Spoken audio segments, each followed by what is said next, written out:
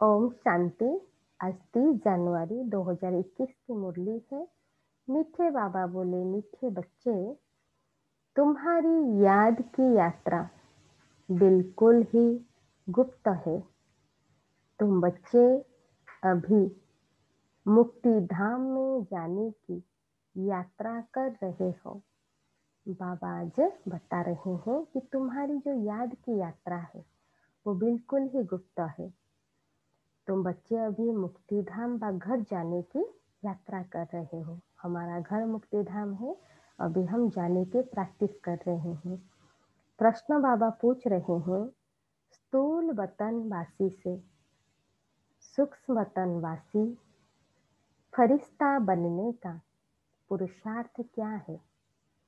स्थूल वतनवासी से सूक्ष्म वतनवासी फरिश्ता बनने का पुरुषार्थ क्या है? उत्तर में बाबा बोले, सूक्ष्म वतनवासी फरिश्ता बनना है तो रूहानी सर्विस में हड्डी हड्डी स्वाहा करो। बिना हड्डी स्वाहा किए फरिश्ता नहीं बन सकते, क्योंकि फरिश्ते बिगर हड्डी मांस के होते हैं। इस बेहद की सेवा में दधीची ऋषि की तरह हड्डी हड्डी लगानी है, तभी व्यक्त से अव्यक्त बनेंगे। तो बाबा आज बता रहे हैं कि सूक्ष्म वतनवासी फरिश्ता बनना है तो रूहानी सर्विस में जी जान लगा के सेवा करना है। अपना तन मन धन सब स्वाहा करना है। बिना हड्डी स्वाहा किए फरिश्ता बन नहीं सकते, क्योंकि फरिश्तों की हड्डी नहीं होती और मांस भी नहीं होते। इस बेहद की सेवा में बाबा एग्जाम्पल देके समझा रहे हैं कि दधीची ऋषि की तरह हड्डी हड्डी लगानी है, तभी हम व्यक्त से अव्यक्त बनेंगे। आज का गीत है धीरज धर्मनवा। ओम शांति। बच्चों को इस गीत से इशारा मिला कि धीरज धरो। बाबा बच्चों को धीरज धरने के लिए समझा रहे हैं। बच्चे जानते हैं हम श्रीमत पर पुरुषार्थ कर रहे हैं और जानते हैं कि हम इस गुप्त योग की यात्रा पर हैं। हमारी योग जो कर रहे हैं वो गुप्त है, क्योंकि वो दिखाई जैसे स्थूल यात्रा दिखाई जाता है, ये यात्रा कोई दिखाने वाली नहीं है, ये गुप्त है। तो बाबा समझा रहे हैं वो यात्रा अपने समय पर पूरी होनी है। मुख्य है ही यह यात्रा, याद की यात्रा, जिसको तुम्हारे सिवाय और कोई भी नहीं जानते। यात्रा पर जाना है जरूर, और ले जाने वाला पंडा भी चाहिए। यात्रा में जाने के लिए क्या चाहिए? हमको कोई गाइड और पंडा भी चाहिए। इसका नाम ही रखा हुआ है पांडव सेना। अब यात्रा पर हैं, हम सब अभी यात्रा पर हैं, रूहानी यात्रा पर। स्थूल लड़ाई की कोई बात नहीं है, हर एक बात गुप्त है। यहाँ कोई दिखाने की चीज नहीं। आत्मा गुप्त, परमात्मा गुप्त, और हमारी जो यात्रा है वो भी गुप्त है। कोई स्थूल बात नहीं है जो हम किसी को दिखा सकें। यात्रा भी बड़ी गुप्त है, शास्त्रों में भी है। बाप कहते हैं, मुझे याद करो तो मेरे पास आकर पहुँचेंगे। बाबा को याद करने से हम बाबा के पास चले जाएंगे। यह यात्रा तो हुई ना। बाप सब शास्त्रों का सार बताते हैं, प्रैक्टिकल में एक्ट में लाते हैं, प्रैक्टिकल में एक्ट में ले आते हैं। हम आत्माओं का यात्रा पर जाना है। अपने निर्वाण धाम। हम कहाँ जाते हैं यात्रा में? निर्वाण धाम। बाबा बोले विचार करो तो समझ सकते हैं, यह है मुक्ति धाम की सच्ची यात्रा। मुक्ति धाम की सच्ची यात्रा। सब चाहते हैं हम मुक्ति धाम में जाएं। यह यात्रा करने के लिए कोई मुक्ति धाम का रास्ता बताए, परंतु बाप तो अपने समय पर ही आपे ही आते हैं, जिस समय को कोई नहीं जानते हैं। बाप आकर समझाते हैं तो बच्चों को निश्चय होता है, बरोबर यह सच्ची यात्रा है जो गाई हुई है। भगवान ने यह यात्रा सिखाई थी। यात्रा कौन सिखाए थे? भगवान ने सिखाई थी। मन मना भव मध्याजी भव। बाबा बोले यह अक्षर भी तुम्हारे काम के बहुत है। सिर्फ किसने कहा यह भूल कर दी है? जो मन मना भव और मध्याजी अक्षर किसने कहा वो भूल कर दी।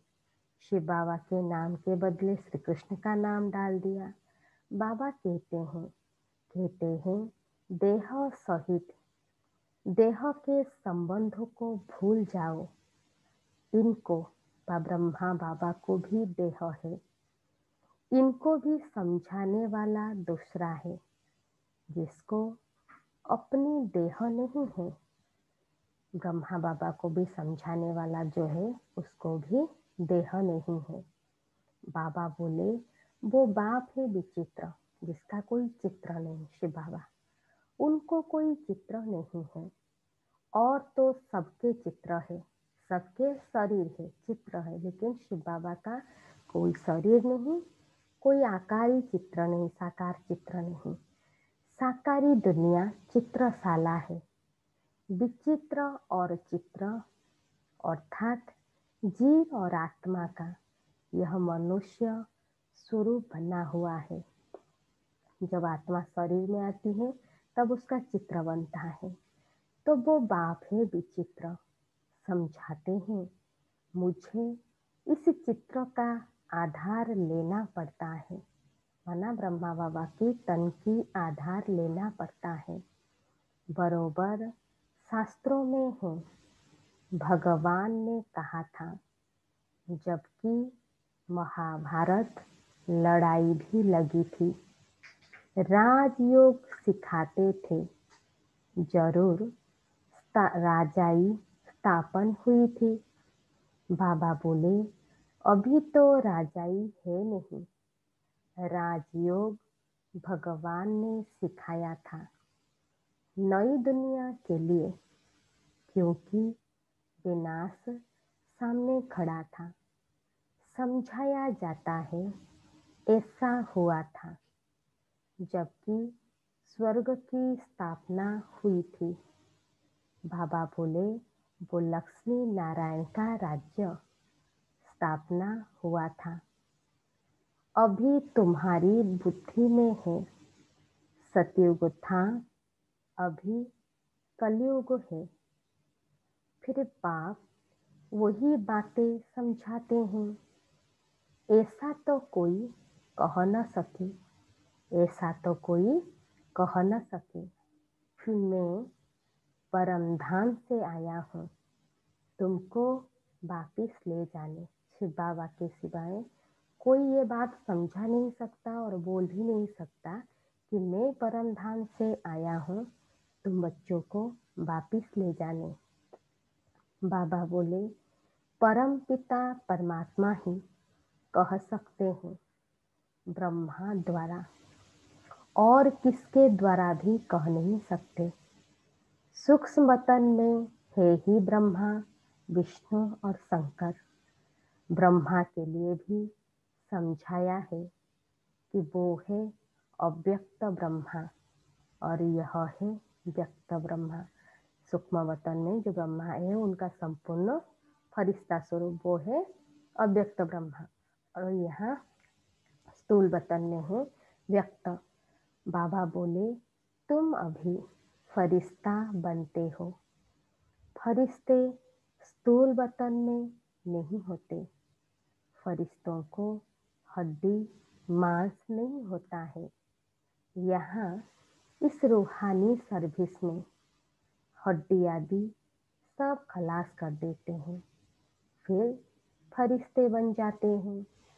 अभी तो हड्डी है ना, अभी तो हमारा स्थूल शरीर है, तो इसको इस यज्ञ में स्वाहा करना माना सेवा में लगाना। यह भी लिखा हुआ है, अपनी हड्डियां भी सर्विस में दे दी। गोया अपनी हड्डियां खलास करते हैं। स्थूल बतन से सूक्ष्म बतनवासी बनना है। यहाँ हम हड्डी देकर सूक्ष्म बन जाते हैं। इस सर्विस में सब स्वाहा करना है। अपना तन मन धन समय संकल्प सब स्वाहा करना है। बाबा बोले याद में रहते रहते हम फरिश्ते बन जाएंगे। शिव बाबा की याद में रहते रहते हम फरिश्ते बन जाएंगे। यह भी गाया हुआ है, मिरवा मत और मल्लू का शिकार। बाबा बोले मल्लुक फरिश्ते को कहा जाता है। तुम मनुष्य से फरिश्ते बनते हो, तुमको देवता नहीं कह सकते। यहाँ तो तुमको शरीर है ना। सूक्ष्म बतन का वर्णन अभी होता है। योग में रह फिर फरिश्ते बन जाते हैं। पिछाड़ी में तुम फरिश्ते बन जाएंगे। तुमको बाबा बोले तुमको सब साक्षात्कार होगा और खुशी होगी।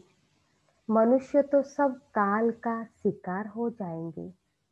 तुम्हारे में जो महावीर हैं वो तो अडोल रहेंगे।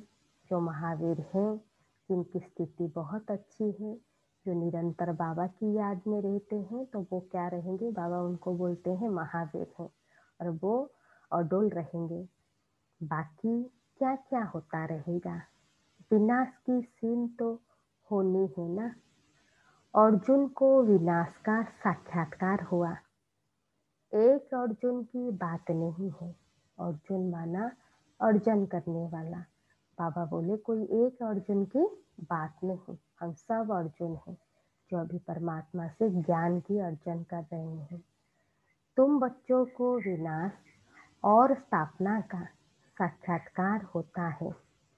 पहले पहले बाबा को भी विनाश का साक्षात्कार हुआ। ब्रह्मा बाबा को उस समय ज्ञान तो कुछ था नहीं। देखा सृष्टि का विनाश हो रहा है। फिर चतुर्भुज का साक्षात्कार हुआ। समझने लगे यह तो अच्छा है। विनाश के बाद हम विश्व के मालिक बनते हैं तो खुशी आ गई। अभी यह दुनिया नहीं जानती कि विनाश तो अच्छा है ना। पीस के लिए प्रयत्न करते हैं, सब शांति के लिए क्या करते हैं, प्रयत्न करते हैं, परंतु आखिरी विनाश तो होना है। बाबा बोले याद करते हैं पतित पावन आओ, तो बाप आकर जरूर तो बाप आएंगे जरूर, आकर पावन दुनिया स्थापन करेंगे जिसमें हम राजाई करेंगे। बाबा बोले यह तो अच्छा है ना। पतित पावन को क्यों याद करते हैं, क्यों सब पतित पावन को याद करते हैं। बाबा बोले क्योंकि दुख है। पावन दुनिया में देवताएं हैं, पतित दुनिया में तो देवताओं के पैर आ नहीं सकते, तो जरूर पतित दुनिया का विनाश होना चाहिए। गाया हुआ भी है, महाविनाश हुआ। उसके बाद क्या होता है, एक धर्म की स्थापना। तो बाबा बोले एक धर्म की स्थापना सो तो ऐसे होगी ना। यहाँ से राजयोग सीखेंगे, विनाश होगा। बाकी भारत में कौन बचेगा? जो राजयोग सीखते हैं, नॉलेज देते हैं, वही बचेंगे। बाबा बोले जो राजयोग सीखते हैं और नॉलेज देते हैं वही बचेंगे। विनाश तो सबका होना है, इसमें डरने की बात नहीं। पतित पावन को बुलाते हैं, जबकि वो आते हैं तो खुशी होनी चाहिए ना। बाप कहते हैं विकारों में मत जाओ। बाबा बोलते हैं बच्चे विकारों में मत जाओ, इन विकारों पर जीत पाओ। बा दान दे दो तो ग्रहण छूटे। भारत का ग्रहण छूटता जरूर है, काले से गोरा बनना है। सतयुग में पवित्र देवताएं थे, वो जरूर यहाँ बने होंगे। तुम जानते हो हम श्रीमत से निर्विकारी बनते हैं। बाबा बोले कि बच्चे तुम जानते हो कि श्रीमत से हम सब आत्माएं निर्विकारी बनते हैं। भगवान उवाच यह है गुप्त। श्रीमत पर चलकर तुम बादशाही पाते हो। बाप कहते हैं तुमको नर से नारायण बनना है, सेकंड में राजाई मिल सकती है। शुरू में बच्चियां 4-5 दिन भी वैकुंठ में जाकर रहती थी, साक्षात्कार होता था। शिव बाबा आकर बच्चों को वैकुंठ का भी साक्षात्कार कराते थे। देवताएं आते थे, कितना मान शान से, तो बच्चों को दिल अंदर लगता है बरोबर गुप्त वेश में आने वाला बाप हमको समझा रहे हैं। बाबा बोले ब्रह्मा तन में आते हैं। बच्चों को साक्षात्कार हुआ कि शिव बाबा ये सब करा रहे हैं और ब्रह्मा के तन में आते हैं। ब्रह्मा का तन तो यहाँ चाहिए ना। प्रजापिता ब्रह्मा द्वारा स्थापना बाबा ने समझाया है। कोई भी आते हैं तो उनसे पूछो किसके पास आते हो। कोई आते हैं तो उनको पूछो किसके पास आते हो। बाबा बोले बिक्के के पास। अच्छा, ब्रह्मा का नाम कभी सुना है? उनको पूछना चाहिए। प्रजापिता तो है ना। हम सब बाबा बोले हम सब उनके आकर बने हैं, जरूर आगे भी बने थे। ब्रह्मा द्वारा स्थापना तो साथ में ब्राह्मण भी चाहिए। बाप ब्रह्मा द्वारा किसको समझाते हैं? बाप ब्रह्मा द्वारा किसको समझाते हैं? शूद्रों को तो नहीं समझाएंगे। यह है ब्रह्मा मुख वंशावली ब्राह्मण। शिव बाबा ने ब्रह्मा द्वारा हमको अपना बनाया है। ब्रह्मा कुमार कुमारियां कितने ढेर हैं, कितने सेंटर्स हैं, सब में ब्रह्मा कुमारियां पढ़ाती है। बाबा बोले यहाँ हमको दादे का वर्षा मिलता है। भगवान उवाच तुमको राजयोग सिखलाता हूँ। वो निराकार होने के कारण इनके शरीर का आधार लेकर हमको नॉलेज सुनाते हैं। प्रजापिता के तो सब बच्चे होंगे ना। हम हैं प्रजापिता, ब्रह्मा कुमार और कुमारियां। शिव बाबा है दादा, उन्होंने अडॉप्ट किया है। बाबा बोले तुम जानते हो हम दादे से पढ़ रहे हैं ब्रह्मा द्वारा। यह लक्ष्मी नारायण दोनों स्वर्ग के मालिक है ना। भगवान तो एक ऊंचे ते ऊंच निराकार ही है। बच्चों को धारणा बड़ी अच्छी होनी चाहिए। पहले पहले समझाओ, 2 बाप है भक्ति मार्ग में। स्वर्ग में एक बाप, पारलौकिक बाप द्वारा बादशाही मिल गई, फिर याद क्यों करेंगे? दुख है ही नहीं जो याद करना पड़े। स्वर्ग में दुख है नहीं जो याद करना पड़े। गाते हैं दुख हटता सुख करता, वो अभी की बात है। जो पास्ट हो जाता है उसका गायन होता है।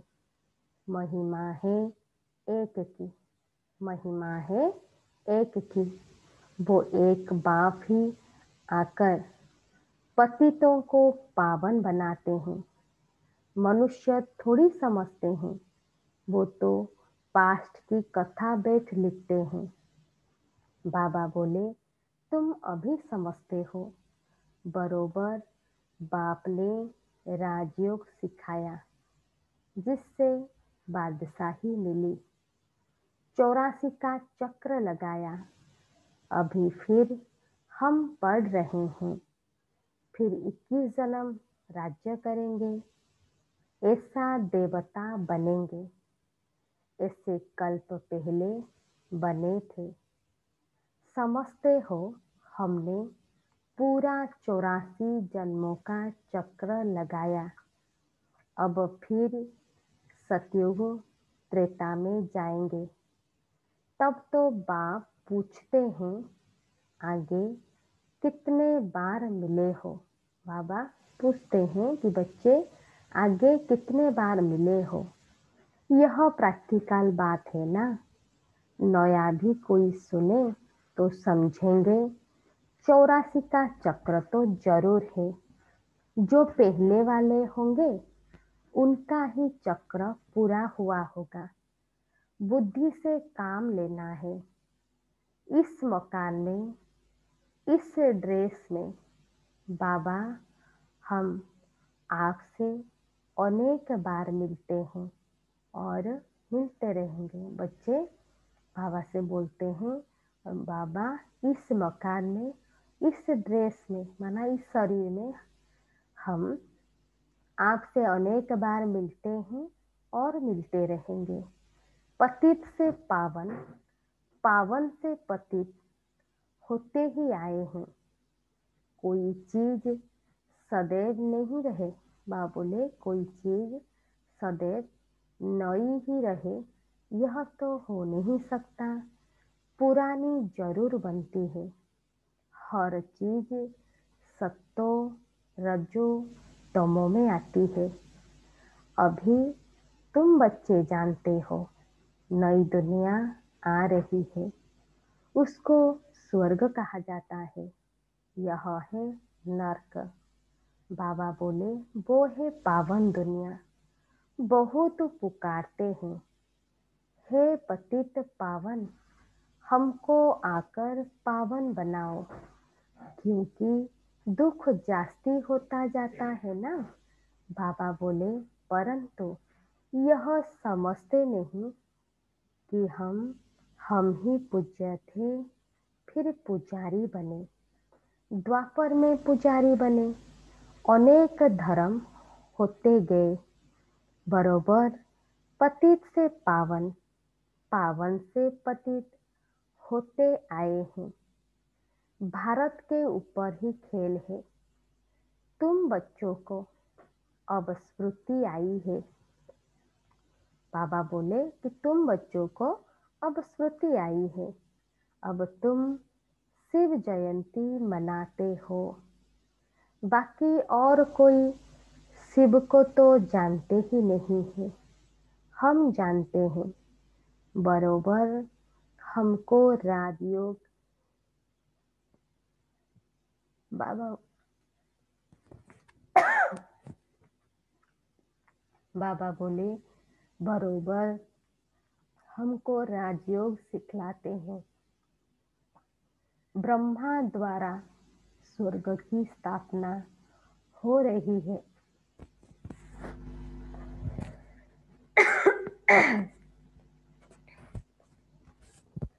बाबा बोले कि ब्रह्मा द्वारा स्वर्ग की स्थापना हो रही है। जरूर जो योग सीखेंगे, स्थापना करेंगे, वही फिर राज्य भाग्य पाएंगे। स्वर्ग में जाने के लिए बाबा कंडीशन समझा रहे हैं कि ब्रह्मा द्वारा स्वर्ग की स्थापना हो रही है। जो योग सीखेंगे, स्थापना करेंगे, मददगार बनेंगे, वही राज्य भाग्य पाएंगे। हम कहते हैं बरोबर हम कल्प कल्प बाप से यह राजयोग सीखे हैं। बाबा ने समझाया है अभी यह 84 जन्मों का चक्र पूरा होता है, फिर नया चक्र लगाना है। चक्र को तो जानना चाहिए ना। भले यह चित्र, बाबा बोले, भले यह चित्र न हो तो भी तुम समझा सकते हो। यह तो बिल्कुल सहज बात है।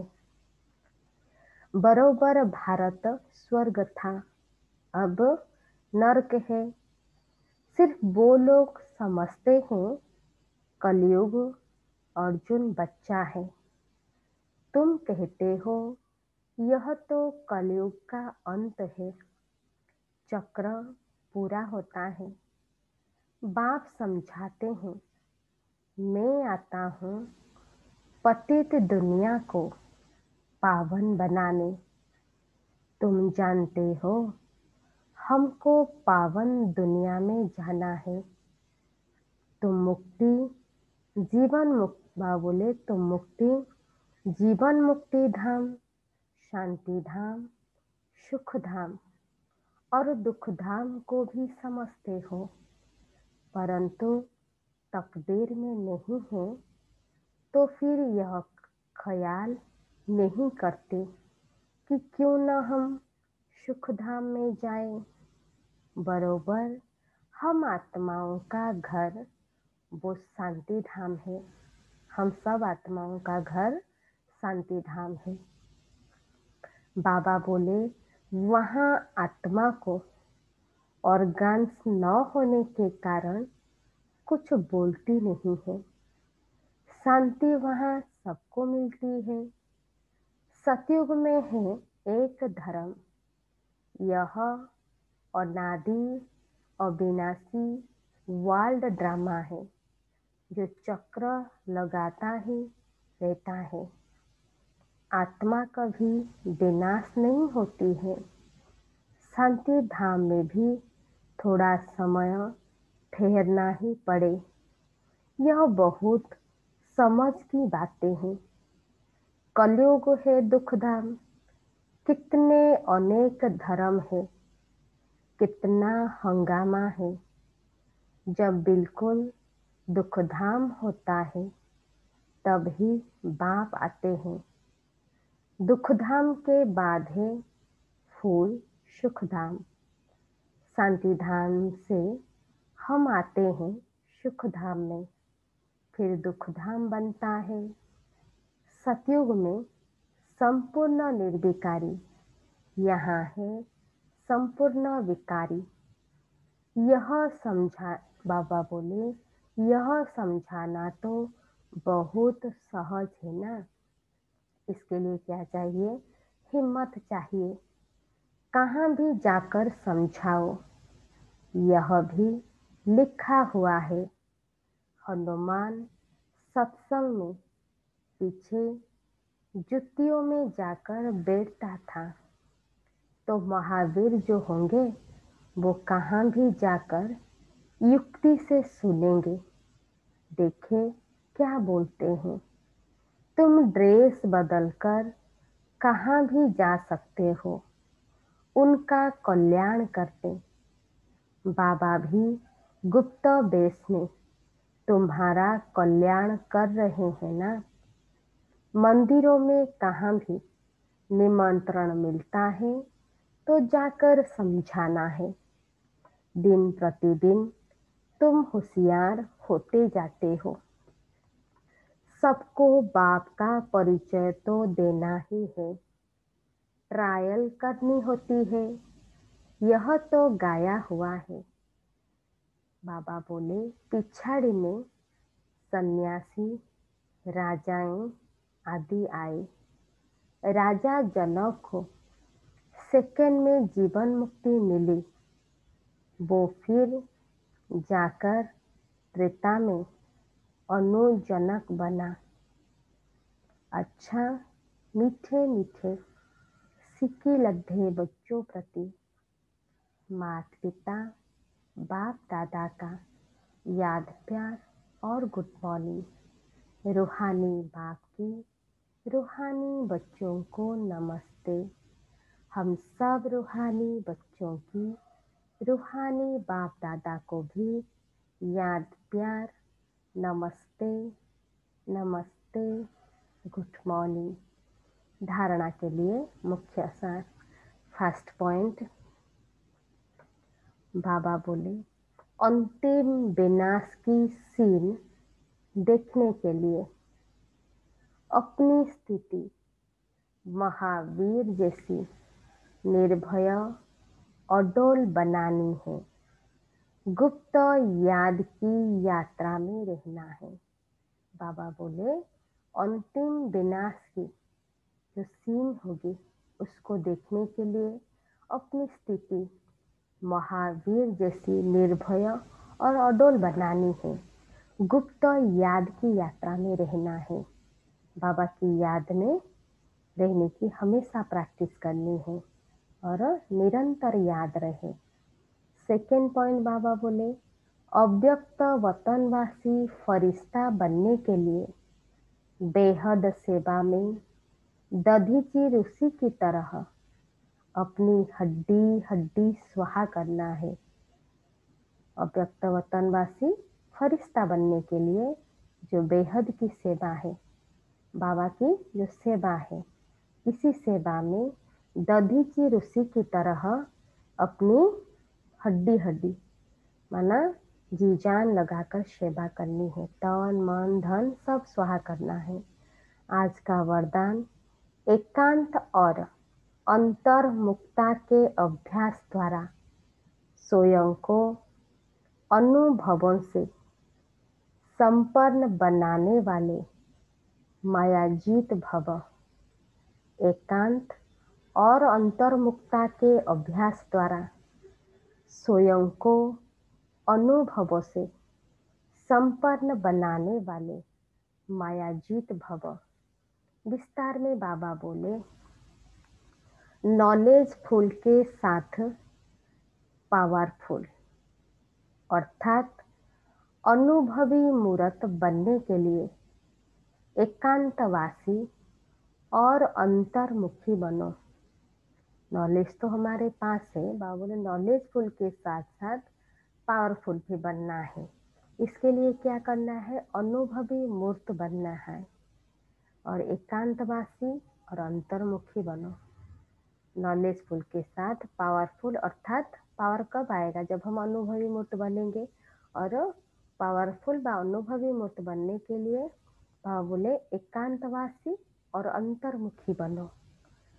एकांत माना एक के अंत में खो जाओ, अंतर्मुखी स्थिति अपनी आत्मिक स्थिति में रहना है।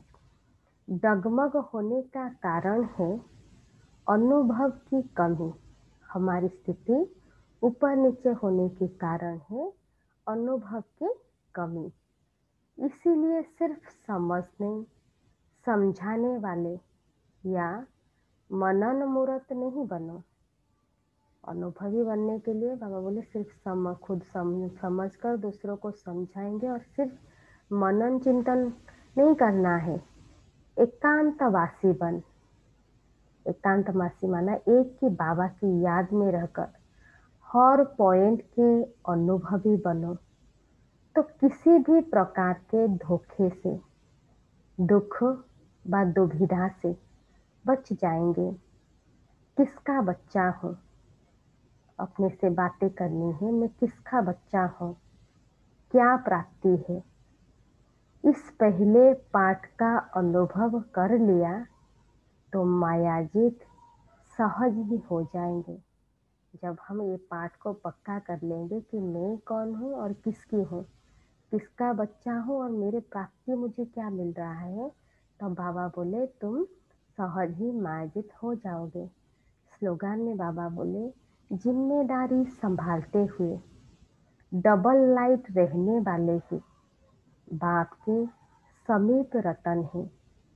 और जिम्मेदारी को संभालते हुए डबल लाइट रहने वाले ही बाप की समीप रतन है। आज हेडिंग में बाबा बोले मीठे बच्चे, तुम्हारी याद की यात्रा बिल्कुल ही गुप्त है।